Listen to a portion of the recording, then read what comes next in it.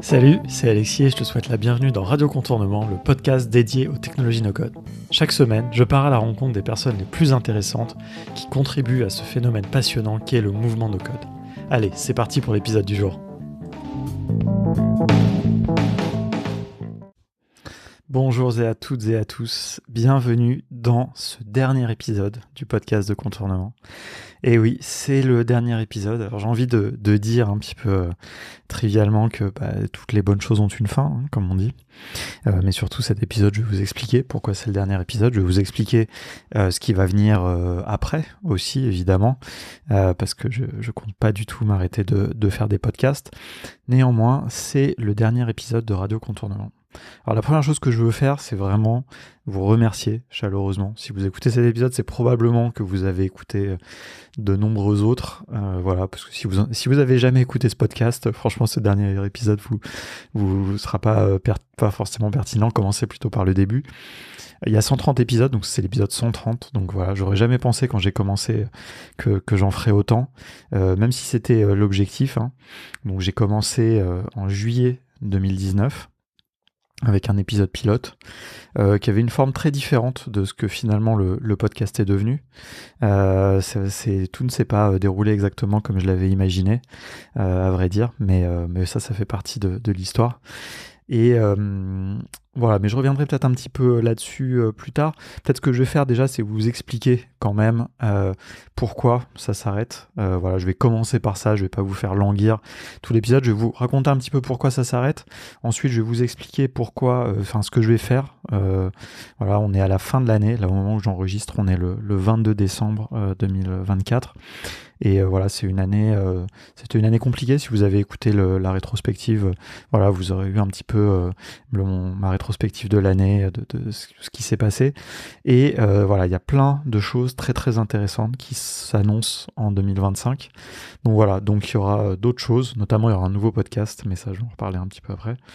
Mais donc je me dis que c'est bien de commencer par expliquer un petit peu pourquoi j'arrête Radio Contournement. Donc voilà, Radio Contournement, j'ai commencé, donc comme je disais, hein, il y a 5 ans et demi, à peu près. Voilà, j'ai commencé quasiment tout au début de l'aventure Contournement. En fait, l'aventure Contournement, elle a commencé au printemps 2019. Voilà, j'ai commencé à vraiment travailler sur tout ça. Et donc très vite, il y a eu évidemment un volet création de contenu. Et voilà, après 5 ans et demi, de toute façon c'est simple, hein, il suffit de regarder. En fait, cette année, j'ai publié quand même beaucoup moins d'épisodes. J'ai publié beaucoup moins d'épisodes, pourquoi ? Parce que, ça a été une année qui a été très, très chargée, mais aussi, comme je l'ai dit dans des éditos, j'ai un peu perdu la flamme, à vrai dire. En fait, je me suis un petit peu lassé du format, même si j'adore rencontrer des gens et faire des interviews. La production était devenue un peu routinière et tout, et je dirais pas évidemment que j'ai fait le tour de tous les gens intéressants à interviewer, parce qu'il y en a plein d'autres, mais je continuerai à le faire de toute façon, sous une autre forme, peut-être avec un angle différent. Mais c'est vrai qu'au fil du temps, pour m'en tenir un petit peu à la ligne éditoriale que j'ai essayé d'avoir, alors même si j'ai fait des épisodes un petit peu divers et variés, mais c'est vrai que je trouvais moins d'intérêt sur des sujets vraiment purement no-code, un peu accessibles, un peu en lien avec aussi la ligne éditoriale de Contournement en quelque sorte. C'est vrai que je trouve un peu moins d'intérêt. Et donc, tout ça fait que quand même, j'aime pas, moi il y a un truc vraiment que j'aime pas, c'est laisser traîner les choses. Voilà, j'aime pas avoir des projets un peu morts-vivants. Je sais arrêter les choses, je sais démarrer les choses. J'aime bien démarrer des nouveaux projets, mais je sais aussi les arrêter. Et voilà. Et c'est vrai que je me suis dit que 130 épisodes, c'était bien. J'ai pas réussi à faire l'épisode en public. C'était peut-être un petit peu ça, le seul truc qui me manquait. J'ai gardé un petit peu l'espoir de faire cette année, et puis finalement. Voilà, j'ai plus envie, à vrai dire, de le faire. Je ferai probablement un épisode en public un jour ou l'autre, sous un autre format. Voilà, mais ça, je reparlerai justement de cette notion de format qui me tient un peu à cœur, parce que voilà, c'est le côté interview. En fait, moi, j'ai du mal. Déjà, j'ai un problème dans la vie, je vais vous le révéler tout de suite. C'est que je me lasse quand même, pas vite des choses, mais je me lasse, En fait, j'aime pas la routine. Je suis pas quelqu'un de routinier. J'ai besoin tout le temps de faire des choses nouvelles, d'innover, etc. dans ma vie perso, dans ma vie pro aussi. Et, voilà. Et c'est vrai que là, le podcast, j'arrivais plus à innover, à trouver des nouveaux angles. Enfin bref, voilà, vous avez compris, moins de motivation. Et puis il y a un autre fait dont j'ai parlé déjà à certaines personnes, dont on va parler plus publiquement en début janvier chez Contournement, c'est aussi le fait que, en parallèle à ça, l'année 2024 est en quelque sorte ma dernière année vraiment opérationnelle au sein de Contournement. Alors évidemment, je ne quitte pas le projet, hein, c'est un projet auquel je suis très très attaché. Je suis très attaché à la mission de Contournement, de former et de rendre accessible la technologie. Je suis attaché à la marque aussi, à tout ce qu'on a construit avec Erwan, à cette aventure entrepreneuriale. Mais je me sens moins pertinent et moins motivé pour la suite. On a passé 5 ans et demi, hein, comme je le disais, sur ce projet. On a passé 3 et demi, on va dire, vraiment à itérer, à trouver notre modèle, à se connaître aussi avec Erwan, même si on se connaissait déjà pas mal d'avant, mais se connaître, on va dire, professionnellement, connaître les envies de chacun, les forces et les faiblesses de chacun. Et en fait, déjà, donc il y a exactement 2 ans, on a amorcé, on va dire, un petit peu un premier tournant qui est celui de se dire que bon, ce que l'on doit faire pour Contournement, pour la société Contournement, pour qu'elle perdure et qu'elle soit un succès, c'est de devenir un vrai organisme de formation, de devenir Calliope, de recruter des gens qui sont des spécialistes de ça. Et ça, moi, ça n'a jamais été vraiment mon projet. Je vais pas forcément m'éterniser là-dessus, mais c'est quelque chose qui m'intéresse moins. Faire un organisme de formation avec toutes les choses administratives, etc. qu'il y a là-dedans, bon, ça m'intéresse moins. Alors, de toute façon, c'était pas forcément mon rôle, ce qui était prévu, mais ça met un certain nombre de contraintes et ça s'accompagne du fait que, il faut faire des recrutements. Il faut, si vous vous souvenez, si vous nous connaissez depuis longtemps, vous savez que la vision à l'origine, c'était vraiment la vision d'une petite société de 2 personnes, enfin, d'être que à 2. Voilà, donc il y a différentes choses comme ça qui ont fait que, bon, il y a 2 ans, on a décidé que on allait dans cette direction et que moi, j'avais un peu moins ma place là-dedans, j'avais aussi un peu moins besoin d'être présent et donc que j'allais passer à 3/5e, en gros, à peu près. C'est pas vraiment 3/5e parce que bon, quand on est associé d'une société, on doit forcément y passer plus de temps, mais on va dire qu'on a acté le fait que moi, en parallèle de Contournement, j'aurai d'autres activités, notamment m'occuper du cercle des Ops, voilà, qui est un bon exemple de projet un peu créatif, un peu innovant, un peu intéressant que j'ai imaginé dans le cadre de Contournement, mais qui, on va pas se mentir, n'est pas vraiment rentable, n'était pas rentable, et donc à partir du moment où on a quand même certains objectifs, on devient une vraie société, on peut plus se permettre ce genre de choses, et moi c'est quelque chose qui me désole un peu et qui fait que voilà, moi j'ai besoin de prendre ce genre de risque, de faire ce genre de choses qui sont pas très rentables. Je suis pas très orienté business, on va dire, et ça c'est pas vraiment compatible aussi avec le fait d'avoir une vraie société telle que Contournement. Donc voilà, donc on a fait ça. Et voilà, l'idée c'était qu'Erwan prenne un peu le lead sur vraiment le développement de cette OF. On a aussi recruté, donc ça a permis de recruter Yacine également, voilà, donc qui vient de ce monde-là et qui connaît très bien toutes ces choses-là. Et en fait, au bout d'un an et demi, en fait, je me suis rendu compte, au bout d'un an, on va dire à peu près, que Yacine était avec nous, que voilà, elle pouvait non seulement vraiment nous apporter tout ce qui nous manquait au sein, dans Contournement, sur tout ce qui est organisme de formation, etc. Elle nous a aidé à passer le certificat Calliope, elle a fait le dépôt des 2 certifications qui ont été approuvées au cours de cette année. Enfin bref, donc plein de choses.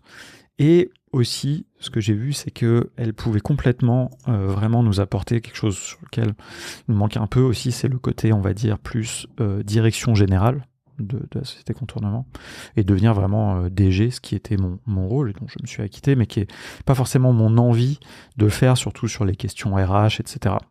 C'est des choses que j'ai déjà connues à Simplon, avec Simplon Prod. J'ai eu une belle aventure, on va dire, intrapreneuriale, où j'ai monté une équipe de 15 personnes, même on arrive 20-25, et voilà, j'ai pas envie de le refaire. C'était pour ça que moi, mon Mon objectif, c'était de faire quelque chose de plus petit. Donc, tout ceci nous amène à l'année 2024, où, à un moment dans l'année, on va dire que j'ai pris la décision que la suite de l'aventure contournement pourrait se faire sans moi, parce qu'on était bien lancé, on a un modèle, on a trouvé un modèle qui est assez clair, surtout qui s'est affiné et qui est devenu vraiment solide à partir du moment où on a eu les certifications, donc nos 2 certifications qui nous donnent accès au CPF. Et donc ça, je me suis beaucoup investi, j'ai passé beaucoup de temps au printemps pour actionner tout ça, mettre en place tout ça, et à partir du moment où ça a été fait ainsi que l'offre contournement université, je me suis dit, bon bah voilà, ce que j'ai à apporter, et là, le modèle est clair, on a un modèle qui est relativement diversifié avec le CPF, avec notre offre université et avec toute la partie B2B qui n'est pas très visible, mais qui est la partie de l'activité que porte Erwan déjà depuis plusieurs années. Donc voilà, on a un modèle qui est clair, et donc maintenant, en quelque sorte, il faut l'exécuter. Et ça, c'est vrai que c'est une partie qui m'intéresse pas du tout, et je suis confiant que justement avec l'apport de Yacine, et Yacine et Erwan vont pouvoir faire ça en 2025. Et donc moi, je reste évidemment un associé de contournement, je reste là sur les décisions stratégiques, et puis je reste là pour amener aussi ma vision technique et la vision un petit peu tout ce que j'ai mis en place chez Contournement sur les formations en ligne, puisque c'est moi qui ai vraiment dirigé tout cela, toute la ligne éditoriale, etc. Pendant les premières années. Voilà, donc tout ça fait que on va en reparler dans le cadre de notre newsletter. On va expliquer tout ça en début d'année, hein, évidemment. Voilà, si ça peut vous intéresser, on pourra en reparler.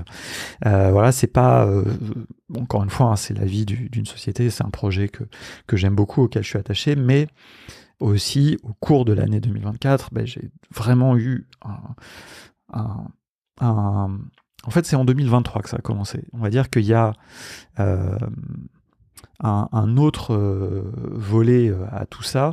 C'est qu'en 2023, quand j'ai fait une conférence à Nantes au Web Today, que j'ai appelée l'avant-garde du mouvement no-code. Et en fait, j'ai essayé un petit peu de formaliser ce que je considère être l'avant-garde du mouvement no-code, et donc qui est en fait les no-codeurs et les no-codeuses les plus avancés, qui utilisent des outils avancés, des outils comme N8N, comme Xano, comme Make, comme WeWeb. Et voilà, j'ai identifié un petit peu ça, qui n'est pas du tout la cible de contournement, puisque la cible de contournement, c'est les débutants. Et à ce niveau-là, j'ai aussi un peu le sentiment d'avoir fait un peu le tour, c'est-à-dire que former des gens à Airtable, à Zapier, etc., voilà, je pense que j'ai réussi à relever ce challenge. Et maintenant, le challenge qui m'anime un peu, peut-être, c'est justement d'aller apporter du contenu à des personnes plus avancées. Pourquoi ? Parce que en fait, ça me permet de reconnecter avec mon passé de développeur et d'y amener la brique qui était manquante et qui a fait tout un petit peu basculer cette année, c'est la brique des IA génératives. Et cette brique des IA génératives, comme ChatGPT et tout, elle m'intéresse au niveau de leurs usages. Moi, c'est quelque chose que j'utilise quotidiennement maintenant, mais vraiment. Hein. Donc, n'hésitez pas à regarder ma chaîne YouTube pour voir un peu tous mes usages. Et justement, c'est au cours de l'année, j'ai vu vraiment un nouvel usage, j'ai identifié un nouvel usage qui me permet de connecter mon background avec cette niche de l'avant-garde du mouvement no-code, comme j'ai envie de dire, qui est la génération de code utilisée avec de l'IA. Et voilà, tout ça mis ensemble fait que moi j'ai un peu moins d'intérêt dans l'aventure entrepreneuriale contournement, j'ai un peu moins d'intérêt dans les défis pédagogiques, on va dire, de contournement sur lesquels je travaille depuis 5 ans. Et je me dis, voilà, moi, l'année prochaine, en 2025, j'ai envie de me lancer sur des nouveaux défis pédagogiques, et notamment le défi d'essayer d'amener la possibilité de générer du code à des gens non techniques, à des no-codeurs et des no-codeuses, peut-être un peu avancés, hein. Pas forcément, c'est pas pour les débutants, parce que de toute façon, pour les débutants, ça sert à rien au début de s'aventurer à générer du code. Ce qu'il faut au début, c'est maîtriser des outils comme Airtable, comme Zapier, des outils très accessibles comme Notion, et ça, c'est vraiment la vision de contournement, c'est le rôle de contournement, et contournement continuera à exister pour accomplir ça. On le fait déjà très bien, je crois, et on va continuer à le faire, voilà, et ajouter quelques outils comme TimeTonic, qu'on ajoute comme Software, des choses comme ça, puis des cas d'usage, etc. Donc voilà, il y a beaucoup de choses qui vont arriver à ce niveau-là, mais voilà. Des gens, maintenant, qui sont arrivés un petit peu au bout de ces formations, la première chose, c'est qu'ils ont le Cercle des Ops, voilà, qui est un projet qui marche maintenant bien, qui a une très très belle communauté, où j'ai vu vraiment l'intérêt, où il y a beaucoup de contenu aussi qui a été créé. Donc ça, c'est en place. Et maintenant, j'ai envie de continuer d'aller le step encore plus loin. Donc les gens qui se sont formés, qui ont bien pratiqué, qui sont arrivés un peu au bout des outils no-code en quelque sorte. Et comment repousser les possibilités des outils no-code ? C'est avec du code. Et donc, ce code, je ne vais pas vous apprendre à faire, évidemment, à écrire du code, à coder. Ça n'a aucun sens. Il y a déjà des dizaines de formations qui existent pour ça sur Internet. Moi, ce que je vais vous apprendre, ce que j'ai envie d'essayer d'apprendre, parce que je pense que c'est possible, c'est à générer du code, à faire des choses, pas forcément vraiment faire des gros projets de code, vous n'allez jamais remplacer des développeurs, etc., mais juste ajouter du code qui vous manque dans les outils no-code, ou voilà, une approche un peu low-code, peut-être on pourrait dire, même si j'aime pas trop ce mot. Et donc voilà, tout ça mis bout à bout fait que, si j'en reviens au podcast Radio Contournement, évidemment, vous le comprenez maintenant avec tout ce que j'ai dit, pour moi, ça n'a plus vraiment de sens de le continuer. Je préfère que ça s'arrête bien, proprement. C'est vraiment mon podcast. C'est vraiment un podcast avec lequel j'ai mis beaucoup de cœur et où j'ai passé beaucoup de temps, que j'ai fait ça sur mon temps personnel. Et donc, je pense que c'est mieux pour Contournement qu'il s'arrête. Voilà, que les choses soient claires. Je pense pas. De toute façon, c'est pas dans l'objectif de personne dans l'équipe de le reprendre. Et moi, personnellement, j'ai pas envie que ça soit repris. Je préfère que ça s'arrête comme ça et que ça représente 5 ans du mouvement no-code, les 5 premières années, en quelque sorte, en France. Vraiment, c'est la documentation. Pour moi, c'est une archive qui va rester, évidemment, qui va rester en ligne et qui va rester vraiment comme une archive qui me paraît être très, très importante. De la documentation, vraiment, voilà, 130 épisodes, presque, je sais pas, une centaine d'interviews que j'ai fait, qui documentent au fil du temps avec des personnes très intéressantes. Je vais revenir un petit peu là-dessus, après on va reparcourir un petit peu ça ensemble. Mais donc, voilà, je pense que vous voyez clairement chose. Pour moi, c'est important de faire des choses cohérentes et j'avais pas envie de me mettre à faire des interviews autour de l'IA sur le podcast de Contournement. J'avais pas envie d'être enfermé non plus par ce format parce que j'ai envie de faire un format aussi plus léger, plus libre, un format un peu note vocale. Ça, c'est un peu ce que je prévois de faire. Donc voilà, donc le podcast va s'arrêter, il n'y aura pas d'autres épisodes que l'épisode 130, et je trouve que c'est bien de savoir aussi arrêter les podcasts et pas les dire qu'il y a une fin. J'avais pris conscience de ça avec un podcast qui s'appelle Nouvelle École, que j'ai découvert, je crois, avant qu'il soit terminé, mais je suis pas trop sûr, de Antonin Larcher, qui était un super podcast d'interview, et à l'époque, je me souviens, donc j'écoutais ça, je sais pas, il y a 5-6 ans, je me souviens plus, enfin, c'était avant le Covid, et il interviewait des gens super, franchement il avait une manière d'interviewer et tout qui était hyper cool, et il interviewait des gens hyper intéressants, et en fait il a arrêté au bout de, je crois, 100 épisodes, peut-être tout pile, ou je sais plus, et c'est marrant parce que à l'époque je me souviens que je n'arrive pas à comprendre qu'il a arrêté, parce que je me disais franchement c'est hyper cool, pourquoi il continue pas, et en fait maintenant je comprends mieux, c'est vrai qu'au bout d'un moment on passe à autre chose, on a envie de faire d'autres choses, et c'est bien qu'il y ait une fin, c'est bien qu'il y ait un nombre défini, que ça couvre une période de temps, et ces podcasts de Nouvelle École, vous pouvez les écouter, franchement c'est intéressant, ils ancrent une interview dans un moment donné, et puis voilà, et puis il n'y a pas besoin toujours de continuer, quoi. Donc voilà. Alors, quels sont mes projets pour 2025 ? Bon, j'en ai dévoilé un petit peu la teneur, la ligne éditoriale, mais en gros ça va s'axer autour de 2 choses, 3, j'ai pas mal, en fait j'ai plein de projets. Mais en gros, il y a il va y avoir 3 sujets. Premier sujet, je vais passer vite dessus, c'est mon abécédaire du no-code, abécédaire du mouvement no-code même plutôt, voilà, que j'ai écrit, qui est quasiment terminé, donc que je vais publier en début d'année. auto-édité. Erol n'a pas été intéressé par le publier, c'est pas grave, moi je vais le faire moi-même. C'est une aventure entrepreneuriale aussi qui m'intéresse énormément d'auto-éditer un livre. Pourquoi pas peut-être en auto-éditer d'autres plus tard, on verra. Mais voilà, en tout cas, il est écrit, il a été relu par beaucoup de gens, que je remercie d'ailleurs parce que ça m'a beaucoup aidé. Et donc il est prêt. Donc ça c'est le premier truc. Mais ça c'est un one-shot. Mais ça fait partie d'une dimension un peu plus large qui est celle de la création de contenu. Et donc je vais créer beaucoup de contenu en 2025, si tout va bien. C'est ce que je prévois. Je suis hyper motivé pour le faire. Autour d'un angle no-code et IA. Voilà, un peu avancé, ce sera pas pour les débutants, je préfère le dire. Ce sera, justement, j'ai plus envie d'avoir à prendre le temps de tout expliquer, etc. Donc c'est des choses qui vont aller un peu vite. Il faut être un peu vif pour être là, mais ça sera évidemment ouvert à tout le monde. Et je dis, ça sera pas ouvert à tout le monde, ce sera pas évident, enfin, ce sera pas accessible. Ce sera accessible évidemment parce que maintenant j'ai ça un petit peu ancré en moi, cette dimension pédagogique. Mais voilà, on va pouvoir aller plus loin. Donc ça c'est ma chaîne YouTube, je l'ai déjà démarré, j'ai déjà prototypé, on va dire tout ça, elle existe, ça s'appelle pour l'instant la chaîne YouTube, enfin les vidéos d'Alexis sur le no-code et l'IA. À côté de ça va être un podcast, un nouveau podcast, voilà, que je vais démarrer. Au moment où je publierai cet épisode, j'aurai déjà publié quelques épisodes du nouveau podcast. Donc vous pouvez vous inscrire, s'il vous plaît, vraiment n'hésitez pas à vous abonner à ce nouveau podcast en allant dans les notes de l'émission. Ça me fera très plaisir, ça m'aidera à démarrer, ça donne toujours un petit peu de motivation de savoir que des gens écoutent, même si même si personne ne l'écoutait, je le ferai quand même. Ça, j'ai vraiment aucun problème avec ça. C'est ce qui m'a permis de démarrer. D'ailleurs, je peux vous dire tout de suite que quand j'ai démarré le podcast de contournement en 2019, il n'y avait pas vraiment de monde qui a écouté. Donc voilà. Donc ça, c'est un nouveau podcast. Ce podcast, je vais faire quelque chose que avant je ne voulais pas du tout faire, c'est qu'il va mélanger des formats. C'est-à-dire que dans un même flux, il y aura des podcasts très courts, presque quotidiens, des notes vocales en réalité, que je vais vous faire pour commenter un petit peu les actus de l'IA, du no-code, notamment de l'IA, parce que l'IA, il en sort tous les jours des trucs, donc voilà. Ensuite, il y aura aussi des interviews, évidemment, parce que je ne veux pas arrêter de faire ça. Et il y aura aussi des rendez-vous récurrents avec des gens, des chroniqueurs et des chroniqueuses que je vais trouver, j'en ai déjà quelques-uns en tête, et qui auront des formats propres à eux, voilà, qui vont revenir régulièrement. Voilà, donc ça va être...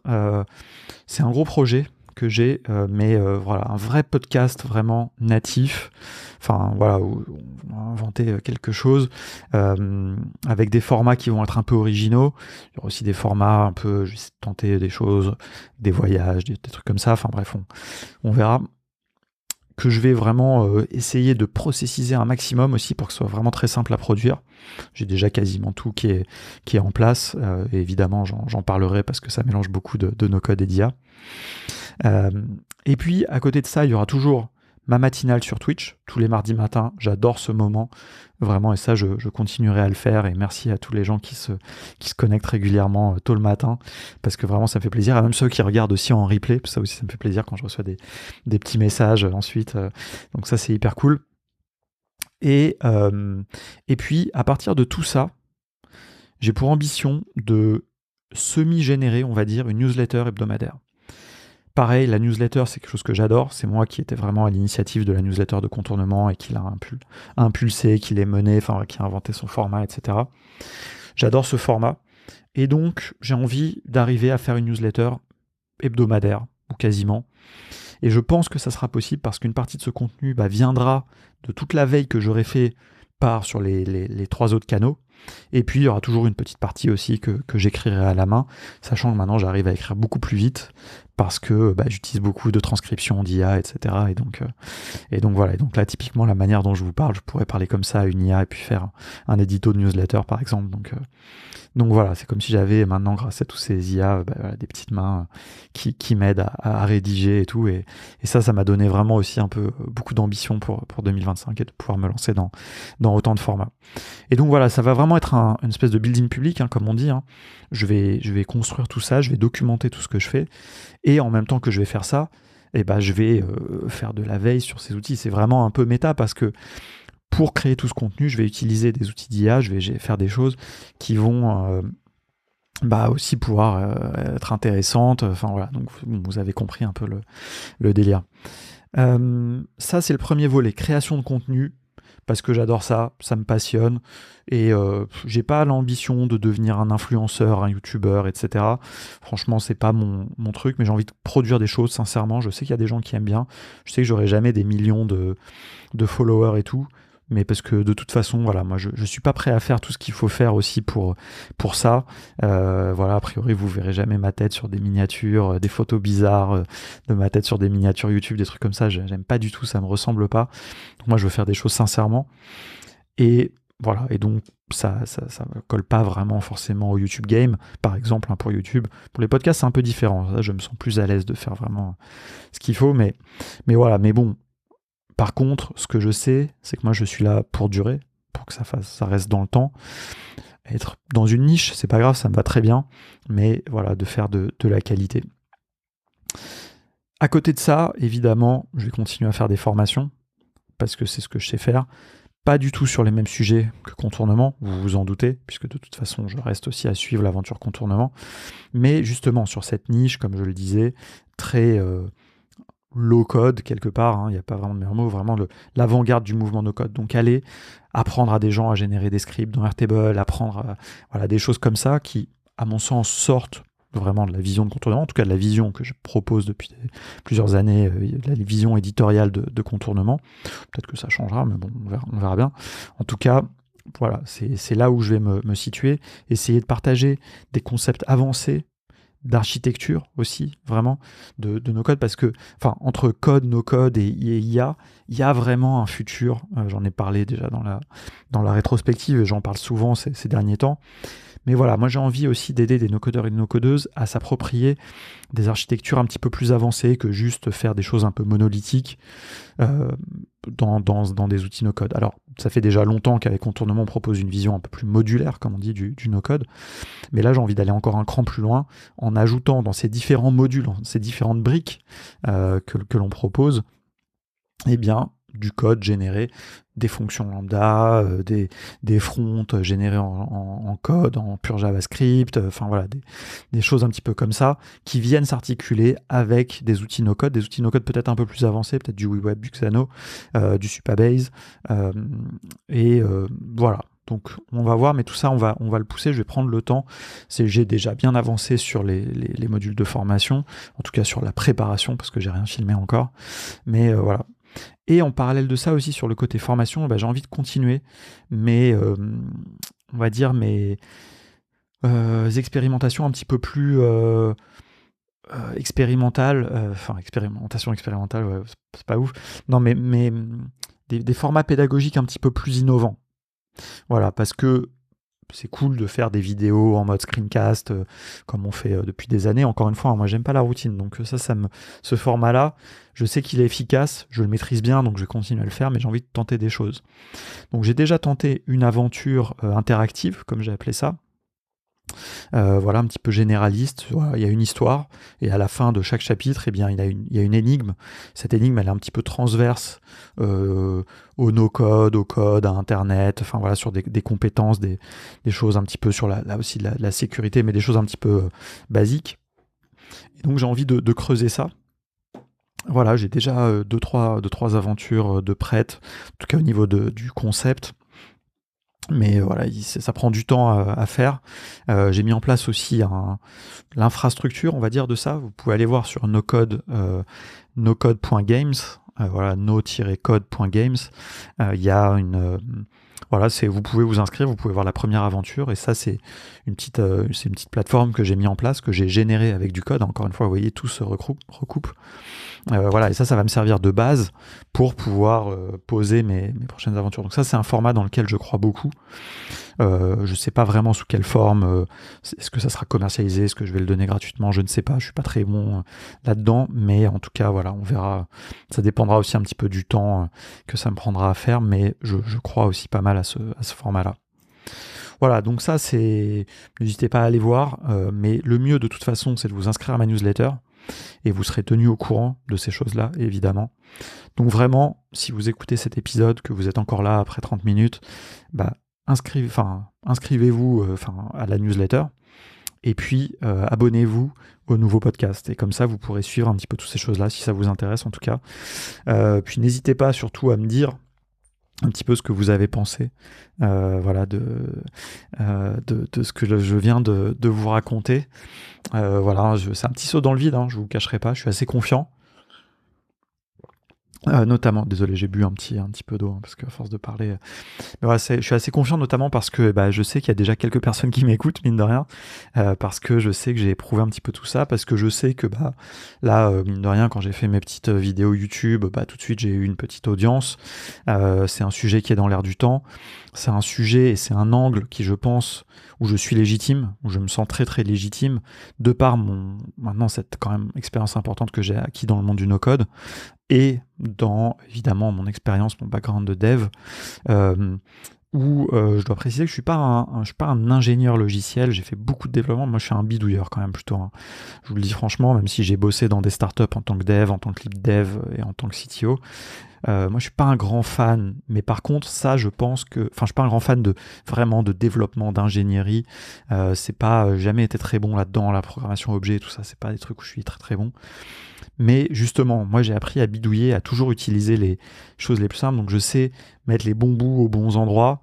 Moi à la base j'ai fait des études de télécom et réseau, donc je connais bien le fonctionnement d'internet, du web, toutes ces choses-là, donc et ça me passionne, hein, pour être honnête.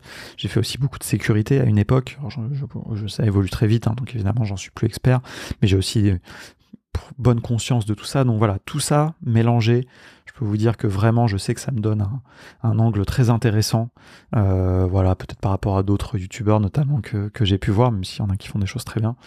Et donc voilà, on va se diriger vers tout ça. Donc j'ai hâte aussi de finir un petit peu cet épisode, hein, pour être honnête, parce que à la fois ça me fait un peu d'émotion, pour être tout à fait honnête, c'est quand même pas rien. Mon identité était très associée à ce podcast. J'ai déjà raconté, hein, des anecdotes, hein, des gens qui sont venus me parler grâce à ça. Voilà, hein, mon ami Arnaud qui m'a trouvé, qui est venu me parler du podcast une fois tard la nuit après une soirée du Web Today. Voilà, c'était drôle. Voilà, j'ai plein d'anecdotes et ça c'est hyper cool. Plein de gens qui ont écouté mes interviews, ça m'a permis de rencontrer plein de gens surtout. Ça c'était l'excuse, hein, numéro 1. Hein. Je sais pas à quel point vous vous en rendez compte, hein, mais là, j'ai démarré un podcast juste pour pouvoir rencontrer des gens, pour pouvoir les interviewer, quoi. D'ailleurs, ça fait une demi-heure, je vais passer un petit peu sur le podcast. Pour terminer, je vous ai tout annoncé, et donc maintenant je vais prendre le temps, si vous avez encore envie d'écouter un petit peu quelques minutes.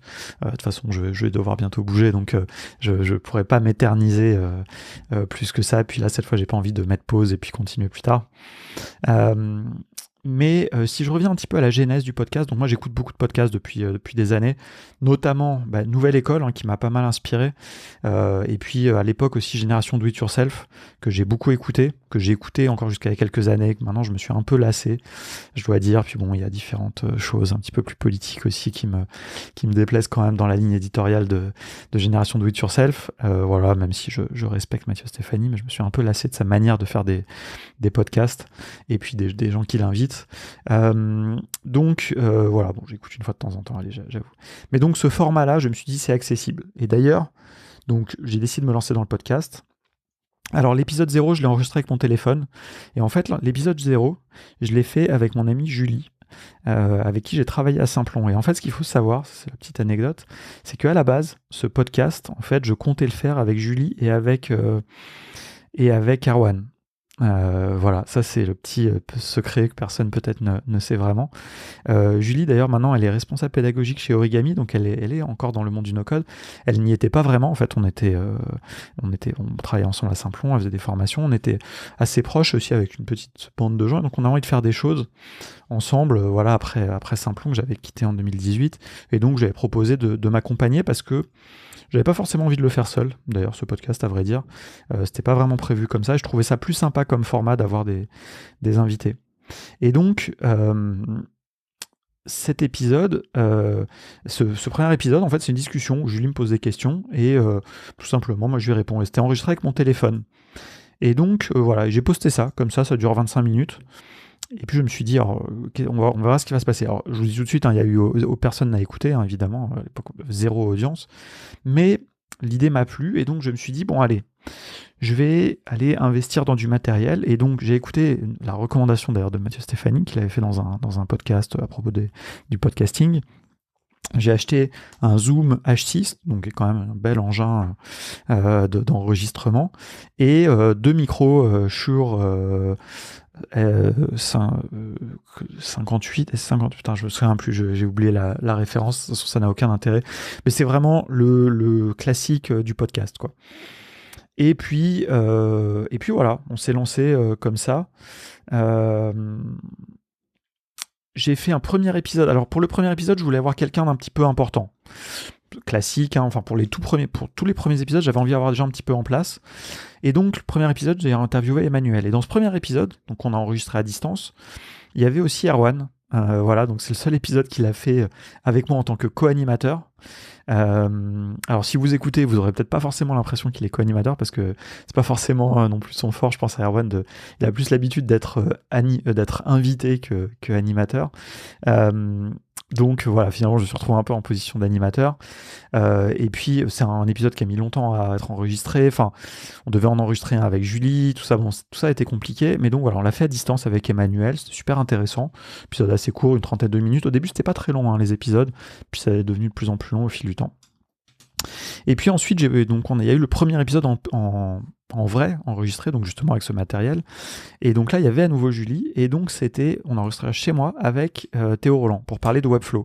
Parce que je me disais, alors Théo il n'était pas connu à l'époque, mais voilà, parler de Bubble puis de Webflow, d'autant que j'allais aller à la Webflow Conf un mois plus tard. Voilà, puis Webflow, au début, c'était un outil, on était vraiment à fond dedans. Donc voilà, c'était intéressant, et donc on a invité Théo, et donc ça, c'était le premier épisode. Donc c'est le premier épisode, on était à 3. Voilà, un super épisode, très très marrant, n'hésitez pas à l'écouter. Et puis ensuite, voilà, je voulais continuer à avoir des gens un peu en place, et donc je suis allé interviewer Charles Thomas, la grosse success story de Comet, évidemment. Alors que maintenant, on n'en parle plus trop, mais à l'époque, c'était vraiment une des grosses success stories du no-code, puisqu'ils avaient réussi. C'était des gens qui étaient dans le sillon de The Family, etc. À l'époque, The Family était encore très en place, c'était avant toutes leurs histoires. Enfin, les histoires en vrai étaient déjà en place, mais déjà en cours, mais bon. Voilà, et donc Charles Thomas était bien exposé, et donc c'était cool, et donc je suis allé interviewer. Je devais l'interviewer avec Erwan, et puis c'était trop compliqué avec les agendas, les machins et tout. Et donc en fait j'ai abandonné, c'est là aussi où je me suis dit, bon, Erwan c'est pas forcément son truc, pas très motivé, voilà, je vais y aller en solo. Faut dire qu'à l'époque, je vous dis tout de suite, j'étais hyper intimidé, j'étais vraiment très timide, c'est aussi une des raisons pour lesquelles je voulais que Erwan soit là, à vrai dire, hein, pour être tout à fait honnête. Je pense que j'avais au fond de moi peut-être un peu envie de le faire tout seul, ce podcast, mais j'étais un peu intimidé. Et voilà, et donc je suis allé, c'est Johan Lopez, à l'époque qui travaillait chez Comet, qui avait organisé qui était leur CMO, qui avait organisé ça, donc c'était cool, ça m'a permis de le rencontrer aussi. Et puis je trouve qu'il a fait des trucs super intéressants par la suite avec Snowball et tout. Mais donc voilà, donc j'ai interviewé Charles Thomas chez eux, dans leur bureau, machin. Super épisode, franchement passionnant, une masterclass, vraiment. Et donc voilà, et ça m'a vraiment lancé. Derrière, j'ai pu interviewer Guillaume Declercq de chez Loom, qui est une marque de vêtements que j'aime beaucoup, où ils ont tout interviewé avec Integromat. Et puis voilà, après j'étais lancé. Donc ça, au début, c'était un peu l'angle, c'est que je voulais surtout interviewer des gens qui avaient fait des belles boîtes et qui utilisaient du no-code. Ça a toujours été un peu l'angle principal. Mais bon, c'était pas toujours évident, surtout à cette époque-là, d'en trouver. Et donc, je me suis lancé aussi, et donc ça a été vraiment un peu la file directeur pour les 20 premiers épisodes, on va dire. En fait, c'était un mix entre des gens qui avaient fait des choses. Enfin, d'ailleurs, je crois que en fait, on pourrait dire que tous les épisodes étaient un peu comme ça. C'est-à-dire que, en gros, les 3 grandes typologies, c'était des gens qui ont fait des choses avec du no-code. Donc ça, il y en a eu pas mal, c'était intéressant. Des éditeurs d'outils, quand ils parlaient français, puisque ça, c'était un des prérequis faire en français, donc comme Emmanuel, par exemple, de Bubble. Il y en a eu d'autres. Et puis des experts. Voilà, des experts d'outils, et donc notamment l'épisode numéro 5, par exemple, c'est Thomas Janot, qui a un peu disparu d'ailleurs, je ne sais pas ce qu'il devient, il faudrait que je lui écrive, c'est super intéressant, un expert Zapier. Et donc en fait, comme ça, j'ai couvert un peu tous les outils.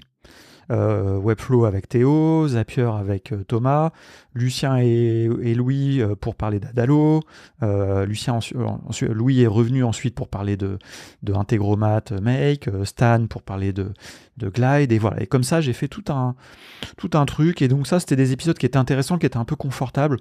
C'est les épisodes que j'ai un peu arrêté de faire après, parce que voilà, faire un focus sur un outil, j'ai trouvé ça pas très intéressant.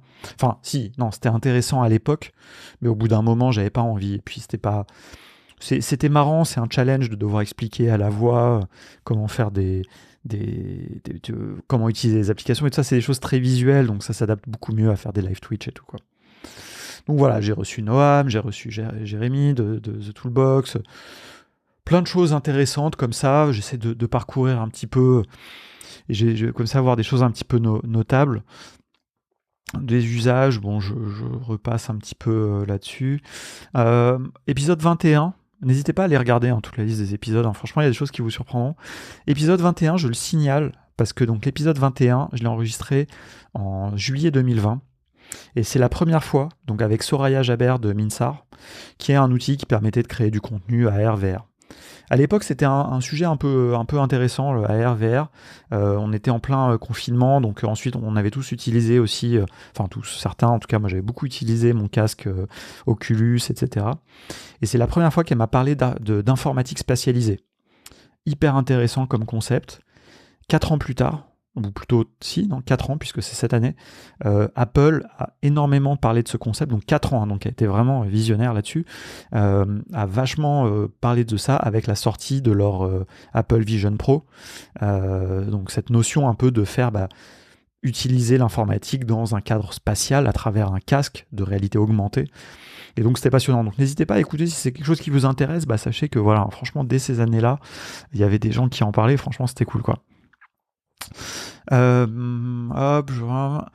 épisode que j'ai beaucoup aimé. Alors j'ai interviewé Shubham. Je me souviens encore quand il est venu, quand j'avais encore mon bureau à Nation. C'était très cool. Je crois que c'était la première fois que je le rencontrais. Est-ce qu'on s'était croisés avant? Je me souviens plus. Voilà, c'était un bon moment. Ça, c'était super sympa. Mais surtout l'épisode d'après était vraiment génial avec Patrice Cassard. Voilà, alors ça vous parlera pas forcément, à moins que vous soyez un peu de ma génération ou au-dessus. Mais Patrice, c'est un vétéran du web, comme je lui ai dit dans son intro. Après, il m'a dit que je l'ai traité de dinosaure, mais bon, pas vraiment. Mais c'est un mec voilà, moi, que j'aime beaucoup, vraiment, que j'ai eu du coup le privilège en plus de rencontrer l'année suivante. Mais déjà, cet épisode était génial. Voilà. Retracer un peu son parcours, les projets qu'il a fait, la fraise et Archiduchesse notamment, puis ensuite, enfin voilà, ça m'a donné beaucoup de perspectives, même sur l'entrepreneuriat, sur des choses, ça m'a fait réfléchir aussi de voir que une fois qu'il a revendu ces 2 boîtes qui étaient des beaux succès, il n'avait pas forcément retrouvé des nouvelles idées derrière. Voilà, donc c'était génial. Et puis j'ai eu une petite fierté, c'est qu'il a été ensuite interviewé dans Génération Do It Yourself. Donc j'ai eu le privilège de l'interviewer avant. Donc c'était cool. Voilà, il m'a fait cet honneur, donc c'était chouette. Voilà, ensuite je repense un peu. Bon, franchement, j'ai interviewé plein de gens géniaux. Alors au début, j'avais du mal un peu à trouver des femmes. Je l'avoue, beaucoup d'hommes au début. Même si j'ai toujours essayé qu'il y en ait un maximum. Mais au début, c'est vrai que je m'étais pas fait une règle. Et puis en fait, au bout d'un moment, j'ai décidé de commencer à travailler par saison. Donc en fait, par saison de 10 épisodes, c'était pas des saisons saisonnières, mais plutôt par chiffre. Et donc au bout d'un moment, je me suis fixé vraiment comme un objectif, notamment après avoir parlé beaucoup avec Carole, avec des gens de la communauté No Code qui m'a fait un peu fait réfléchir sur ces choses-là, et donc je me suis dit, il faut que j'arrive à la parité en fait. C'était pas évident, mais bon, il y a des saisons comme ça, il y avait autant de femmes que d'hommes. Sur l'ensemble du podcast, malheureusement, c'est pas le cas, mais voilà. Et du coup, dans l'audience, ça s'est aussi un petit peu ressenti, donc c'était chouette, quoi. Voilà, je repasse un petit peu. J'ai eu Francis d'Allegria en janvier 2021. Voilà, avant enfin au tout début, quand ils sont arrivés un petit peu, déjà un petit peu avec leurs gros sabots, parce que je me souviens qu'ils disaient que voilà, c'était la plus grosse agence no code, alors qu'ils venaient juste de débarquer. Enfin, il est la première agence. Mais bon, voilà, c'était intéressant, ça m'a permis de faire connaissance assez vite.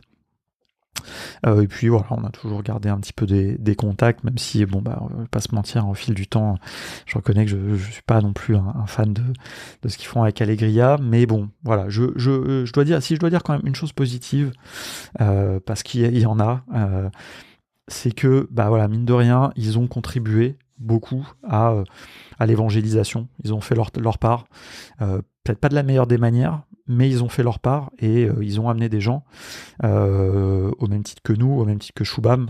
Je pense qu'on est peut-être parmi les 3 plus gros, que ce soit Contournement, Allegria et Francis, nous avec Erwan, beaucoup, enfin, et puis Shubham, c'est 3 entités, je pense, qui ont vraiment beaucoup amené de gens dans l'écosystème no-code. Donc voilà, bon, il y en a d'autres, hein, je ne veux pas dire que nous 3, il y a plein d'autres acteurs, mais en termes de volume et en termes de... Nous, on a commencé très tôt. Pendant le confinement, on a fait des centaines de webinaires. Enfin, vraiment, je peux vous dire que Erwan, il a vraiment fait beaucoup d'interventions, et il en fait toujours, hein, chaque année. Donc il a vraiment, peu de gens ont évangélisé autant que lui, mais évidemment, Allegria, avec leur force de frappe, aussi, les moyens qu'ils ont mis, bon, ils ont amené beaucoup de gens. Et puis Shubham, avec son contenu, et donc lui, c'est une des meilleures manières, hein, comme nous, Erwan, les contenus en live principalement, et puis Shubham, les contenus asynchrones, des vidéos YouTube. Bon, voilà, ça a vraiment fait le taf, quoi. On continue, je regarde un petit peu qui est-ce que j'ai... Alors j'avais fait, à partir de l'épisode 50, j'ai commencé à tenter des trucs, un peu. Et notamment la saison 5, du coup, les épisodes de 50 à 59, j'ai essayé de faire des concepts un petit peu, je m'étais un peu pris la tête. Et notamment pour l'épisode 50, en fait, j'avais rappelé tous les experts de la première saison. Voilà, donc la première saison, elle va de 1 à 19, quoi. Et donc tous les experts outils, je les avais rappelés pour discuter des outils, des évolutions dans les outils. Donc, par exemple, j'avais appelé Noam pour parler d'Airtable. Et puis j'avais monté ça un peu comme si je les appelais au téléphone, justement. Donc c'était un peu sympa. Voilà, donc ça, n'hésitez pas. Je pense que c'est un épisode qui a bien vieilli. C'est un épisode qui a 3 ans. 3 ans et demi même, mais qui permet d'ancrer dans le temps un petit peu les évolutions de ces outils no-code. Et je peux vous dire un truc notamment, c'est que Noam, déjà dès son premier épisode, en 2020, il avait une vision très très claire de ce qu'allait devenir Airtable. Alors d'une part parce qu'il était proche un petit peu, enfin, il était bien connecté, mais aussi parce qu'il avait compris la vision, ce que voulait faire. Il vient aussi de ce monde, aussi un peu de l'IT, de Salesforce, etc.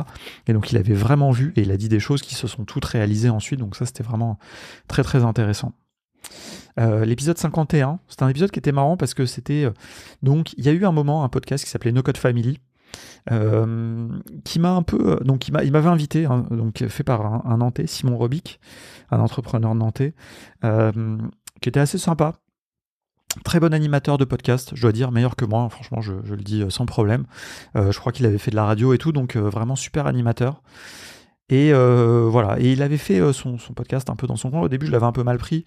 Enfin, pas mal pris, mais non, j'avais pas mal pris. Parce qu'en plus, il m'a invité. Hein, donc, mais c'était un peu, voilà, il y avait une forme de concurrence qui n'était pas du tout là. Lui, il s'en foutait en plus. Mais voilà, les gens nous comparaient un petit peu et tout. Et donc, en fait, au bout d'un moment, je me suis dit, bon, c'est débile, je vais l'inviter aussi sur mon podcast. Et on a fait une rétrospective de son podcast, dans mon podcast. Et en fait, c'était assez sympa. C'était un concept un peu. Et c'était très, très sympa. Un épisode très intéressant. Épisode 52 avec Kitty Rose, voilà, une des personnalités un petit peu moins visibles, mais voilà, de la communauté No Code France, du mouvement No Code. Un épisode passionnant, franchement, écoutez-le. C'était vraiment, c'est parti dans tous les sens, sur un peu, c'est une conversation libre. Le titre, c'est Conversation libre autour de la sociologie, de la sémantique et de la philosophie du mouvement No Code. Faudrait que je le réécoute parce que voilà, c'est un des épisodes, c'est un des moments où vraiment on a je pense vraiment ancrer un peu ce mouvement no-code. C'est là où j'ai réalisé, notamment elle m'a dit par exemple no-code, c'est-à-dire qu'il n'y a pas de code, donc c'est pas codifié, etc. Il y a plein de concepts, de choses intéressantes. Et voilà, Kitty, elle a une personnalité incroyable. Donc c'était génial. Ensuite, on a fait un focus sur le e-commerce avec un bel invité, Xavier Poitot, qui est le boss d'une super agence de e-commerce, grosse pointure que Patrice m'avait recommandé. Donc ça, c'était cool, épisode passionnant. Et puis un épisode sur les agences, qui est un des épisodes qui a le mieux marché de tous les temps et qui a attiré mon attention sur le fait que voilà, les gens étaient intéressés par les agences. Et d'ailleurs, ça c'est un petit... cet épisode ne va jamais terminer, mais c'est pas grave, de toute façon je dois partir bientôt. Ça m'a attiré mon attention sur le fait que les gens étaient très intéressés, les gens de l'écosystème no-code étaient très intéressés par les agences no-code, et donc j'ai fait pas mal d'interviews, et j'ai toujours pour objectif, donc c'était un objectif de 2024, mais que j'ai reporté sur 2025, de tirer les enseignements de tout ça. C'est des choses, je pense, qui vivent très bien dans le temps, même si cet épisode-là, par exemple, il date de 2021. Si vous êtes freelance, ou que vous avez l'ambition de monter une agence, écoutez-le parce que franchement c'était une masterclass avec Matt de Ideable qui est devenu Thinkso et Lucien qui à l'époque était chez AirDev qui maintenant est chez Allegria mais qui connaît très très bien le monde de l'agence, donc voilà, c'était passionnant. 55, j'ai réinvité Emmanuel. Super épisode, pareil, masterclass. C'est vraiment Emmanuel, c'est une personnalité. J'ai eu un peu des hauts et des bas avec lui, pas en direct, mais dans ma perception de ce qu'il faisait, de son comportement, etc. Mais c'est quelqu'un que je respecte énormément, qui je trouve quelqu'un de visionnaire, et qui en plus est vraiment, qui parle très très bien du no-code, du mouvement no-code, qui parle très bien en général d'ailleurs. Et donc voilà, c'était un super épisode. Ensuite, j'ai eu une conversation avec 3 no-codeurs et no-codeuses qui faisaient du no-code de manière libre. Carole, Cécile et Julien. Voilà, génial, notamment Julien Boidroux. C'était top de pouvoir l'avoir parce que Julien, il a fait pendant longtemps la veille pour la communauté no-code et c'est vraiment exceptionnel. J'aimerais bien le rencontrer un jour, voilà, en vrai. Mais c'est vraiment une très belle personne. Carole et Cécile aussi, hein, d'ailleurs, c'était vraiment une super conversation. Ensuite, j'ai fait un épisode avec Erwan. J'ai invité Erwan sur le podcast, voilà, pour l'interviewer. Donc ça, c'était chouette. On a parlé un petit peu de son parcours, etc. Et j'avais aussi proposé à Stan de venir avec moi pour l'interviewer. Et puis ensuite, je me suis auto-invité et j'ai demandé à nouveau à Stan de l'interviewer, enfin de m'interviewer. On a fait ça chez lui. C'était un peu libre. C'était un peu, d'ailleurs, pour l'anecdote, j'avais été un peu, j'avais pas été vexé, mais j'avais trouvé ça un peu drôle que l'interview avec Erwan, il avait vachement bien préparé, vraiment en mode journaliste. Et moi, il avait pas du tout préparé. Et c'était une conversation très sympa qu'on a fait en live d'ailleurs. Donc c'était streamé, donc on avait aussi un peu le chat. Et c'était très sympa, mais c'était beaucoup moins. Je m'attendais à ce qu'il prépare un peu plus et tout, qu'on parle de mon parcours et tout. En fait, c'est parti dans tous les sens, mais c'était très sympa. Et puis, 59, j'avais interviewé les Paperclip, notre agence no-code. Et puis voilà, et ensuite on est reparti, et après j'ai interviewé plein de gens vraiment intéressants. C'est là où le podcast est devenu vraiment hebdomadaire. J'ai vraiment tenu le rythme, voilà, de saison en saison. L'épisode avec Olivier qui faisait Udo Tools était vraiment chouette. Vraiment, Olivier aussi très sympa, on a parlé de philo et tout, donc c'était assez cool. L'épisode avec les gens de WeWeb était très chouette. L'épisode avec Tristan de chez Glide était très chouette aussi, le Head of Design de chez Glide. Voilà, j'avais les gens de chez Cube. Voilà, c'est quand ils faisaient encore une agence, ils faisaient pas encore de formation. Thomas Villarenne de chez Payfit. Voilà, super personnalité de l'écosystème no-code, qui vient souvent aux événements, qui a une belle vision de tout ça parce que lui, il travaille dans le low-code depuis très longtemps. Donc voilà, épisode 71, n'hésitez pas à l'écouter, vraiment c'est quelqu'un de très chouette. Et puis voilà, et là c'était l'époque vraiment où j'essayais de bien structurer les saisons, et donc il y avait des éditeurs, des gens, par exemple, il y a plusieurs, dans la saison 7, il y a plusieurs personnes de l'ESS qui, voilà, pour parler du no-code dans les assos, etc. Voilà, donc c'est de structurer comme ça, plus de femmes aussi, il y a eu Lorraine, il y a eu Magali de chez Pedicassa, très intéressant. Un épisode que j'ai beaucoup aimé, c'est les éditeurs de Xar, Benoît Marie et Marwan, les fondateurs de Xar. Franchement, super épisode, j'ai passé un super moment avec eux. Et puis là, j'ai commencé aussi à faire mes rétrospectives. Voilà, donc rétrospective en solo, bah vous en avez écouté peut-être une là à l'épisode 129, donc je vais pas vous redire ce que c'était. Faudrait que je les réécoute, les anciennes, c'était marrant, ça doit être marrant. Ensuite, épisode 80, Bruno Soulez, super épisode, et j'ai eu le plaisir, donc j'ai deux anecdotes sur cet épisode-là. Première anecdote, c'est que c'était dans les locaux de Cosa Vostra, dans le studio d'enregistrement de Génération Do It Yourself, donc j'avoue que c'était assez classe d'être là. Bruno m'avait proposé d'enregistrer l'épisode là-bas, donc c'était quand même assez cool. Donc voilà, bon, il m'a jamais invité sur son podcast à lui, c'est pas grave, mais bon, voilà, moi je l'ai invité sur le mien. Et l'autre petite anecdote que j'ai déjà raconté quelques fois, mais je suis obligé parce que c'était un des moments vraiment inédits du podcast, et je me suis étouffé pendant l'enregistrement. J'ai fait une fausse route, comme on dit dans le jargon médical, j'ai avalé de travers, quoi. Et j'ai eu le problème de reflux gastrique et tout, bon bref, je vous passe les détails, mais j'étais un peu stressé. En plus j'ai bu du café et tout, donc et je me suis étouffé devant lui pendant 5 minutes, j'arrivais pas à parler et tout, c'était horrible. Et voilà, donc gros malaise, mais voilà, après c'était un super épisode. La saison 8 était très cool, d'ailleurs j'ai fait un épisode aussi, alors, je pense que c'est un de mes préférés, l'épisode avec Aaron Corenblit qui travaille chez Webflow, qui était avant chez Airtable. Bon, bah, franchement, voilà, c'est une des personnalités incontournables pour moi du mouvement no code. C'est bien, ça me permet de revoir un petit peu tout ça. Peut-être faudrait que je le réinvite là sur mon nouveau podcast. Il fait pas mal de choses avec l'IA, donc voilà, c'est vraiment une super personnalité. J'aime beaucoup Aaron. Et j'ai eu l'occasion de le rencontrer après plusieurs fois en vrai, et vraiment, c'est quelqu'un de super, quoi. Voilà, on continue. Bon, tous les épisodes après ont été intéressants. En fait, c'est marrant parce que j'essayais de faire que le premier épisode de la saison et le dernier soient un peu cool. Notamment, j'ai eu un super épisode 89 avec Nicolas Daprini, qui était un des tout premiers bubblers. Et puis j'ai fait aussi un peu des hors-séries. Voilà, notamment avant l'épisode 90, il y a un hors-série qui est un récit de la No Code House à Lisbonne et qui est un format que j'ai un peu natif, un peu monté, un peu comme je pouvais, mais qui est avec un mélange de notes vocales et puis d'interviews des gens qui étaient passés à la No Code House. Et ça m'a vraiment donné envie de ça. J'aimerais bien les refaire, mais avec des moyens un peu pro. Mais bon, voilà, on verra. Ça, si tout va bien, peut-être l'année prochaine, j'aurai un petit peu les moyens de faire ça. Voilà, dans épisode 92, masterclass sur les coulisses techniques de Prélo, hyper intéressant. Jonathan Lefebvre, passionnant. Xenia, super épisode. Vraiment il y a que des... Je vais pas tous les dire. Épisode 98, un super épisode avec Emeric et Vincent de Datapix. Alors, bon, il n'y a plus que Vincent maintenant qui fait Datapix. Et c'est un des épisodes les plus écoutés. Étonnamment, alors que c'est pas les gens les plus connus de l'écosystème, même si c'est des gens de qualité, et c'est un des épisodes les plus écoutés. Et donc ça, c'est encore une fois, à partir de là, j'ai fait quand même plusieurs épisodes sur des agences, parce que voilà, je pense que c'est le côté agence, et ils ont dit des trucs très très intéressants d'ailleurs. Donc vraiment, écoutez, c'est une longue conversation, ça dure 1h42. Donc voilà, comme quoi, c'est pas parce que c'est long que c'est pas... Donc voilà, l'épisode 99, c'était un épisode spécial récit de la No Code House à Athènes. Alors là, je m'étais vraiment fait chier, hein, j'avais fait un super épisode, je vous le dis. Voilà. Et puis j'ai fait un épisode 100, que je voulais être un épisode spécial, que je voulais faire en public, que j'ai pas réussi à organiser parce que voilà, trouver un lieu et tout, c'était une galère. Mais il y a un truc très chouette dans cet épisode, c'est que c'est un double épisode où on a enregistré 2 épisodes en même temps. On a enregistré un épisode pour le podcast de l'asso No Code France avec Xavier, Jocelyne et Ben, les membres fondateurs du podcast.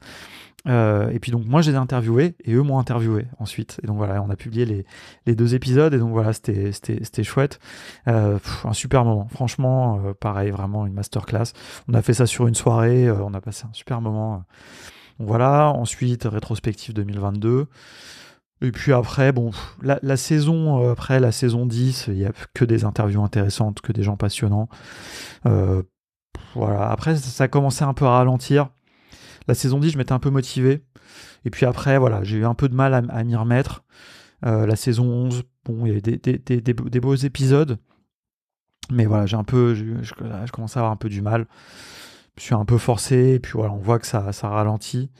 Et puis voilà, après, très bel épisode 120 sur les agences encore. Mais de toute façon, je vais le faire, ce truc de formation sur les agences. Je vais prendre les podcasts, je vais les passer dans une IA et on va tirer les leçons. Et je vais faire un truc bien, parce que franchement, c'était vraiment des masterclass, quoi.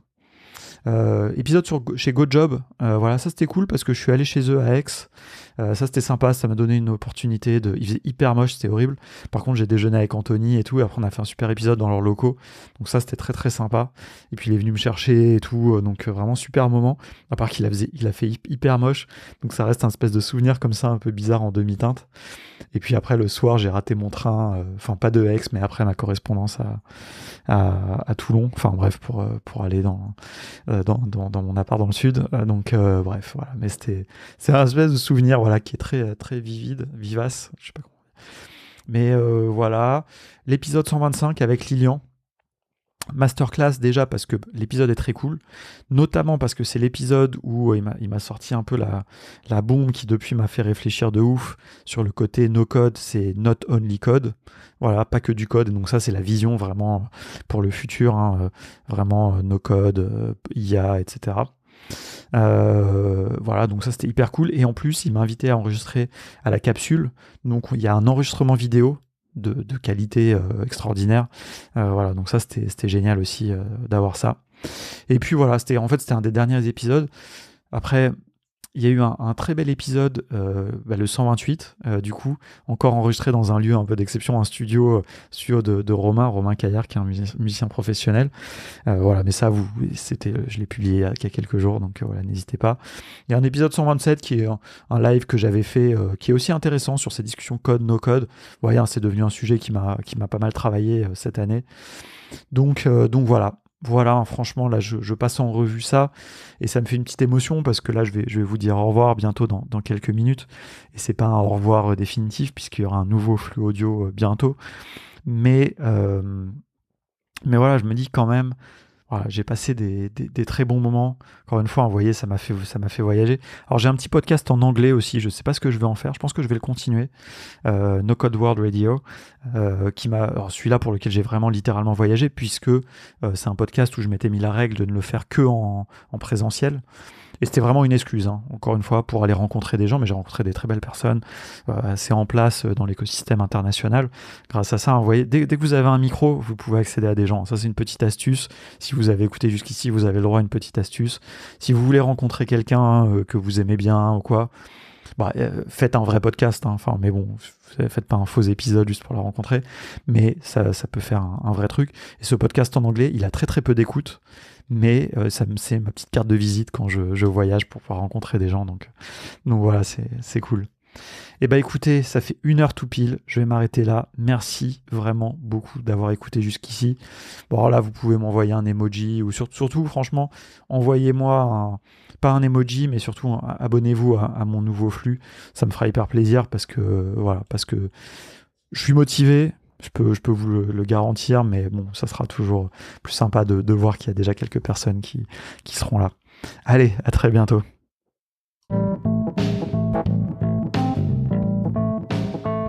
Merci beaucoup d'avoir écouté cet épisode jusqu'au bout. Si tu entends ce message, c'est vraiment que tu es allé jusqu'au bout de l'épisode et certains sont très longs, donc vraiment je t'en remercie. Il ne me reste qu'à te souhaiter une bonne semaine en attendant le prochain épisode. Si jamais tu veux être sûr de ne pas le rater, je te recommande de t'abonner dans ton outil de podcast préféré. Et si vraiment ça t'a plu, mais genre vraiment et que tu as envie de me faire plaisir, n'hésite pas à envoyer cet épisode à 2 personnes à qui tu penses que ça peut l'intéresser. Même déjà une, ça sera très bien. Je dis 2 pour copier le fameux gimmick de Génération Do It Yourself. Allez, à bientôt.